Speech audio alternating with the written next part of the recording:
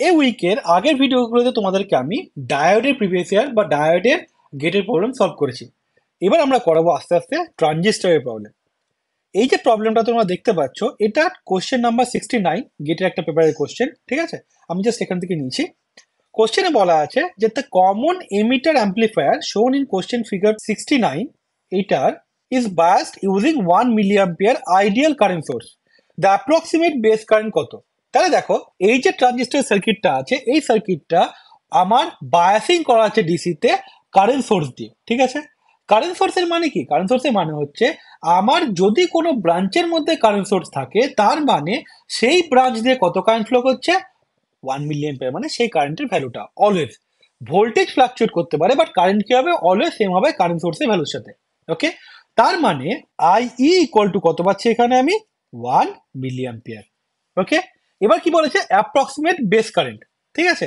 Beta কত আছে? 100। তাহলে দেখো, আই ইকুয়াল টু আমরা কি লিখতে পারি? আইসি প্লাস আইবি, তাই তো?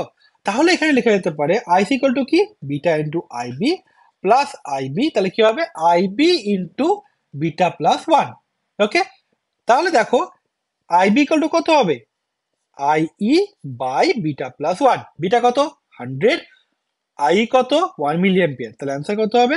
1 মিলিঅ্যাম্পিয়ার ডিভাইডেড বাই 101, তাই তো?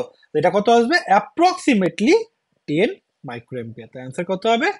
10 মাইক্রোঅ্যাম্পিয়ার। বোঝা গেল? এরপরে যে ভিডিও আসবে সেটা তো আমি তোমাদেরকে ট্রানজিস্টারের প্রবলেম তোমাদের করাবো, যেটা গেটে এসছে আগে। তার কারণ হচ্ছে, যদি গেটের প্রিভিয়াস তোমরা সলভ করতে পারো, তাহলে তোমরা সিইউ বা যে কোনো সেমিস্টার এক্সামের পরীক্ষার কোশ্চেন ইজিলি সলভ করতে পারবে। ওকে, so that's all for this video. See you in the next one. Thanks for your time. Please do share this concept with your friends. And if you like this video, please press the like button. It is really means a lot for me. Bye bye.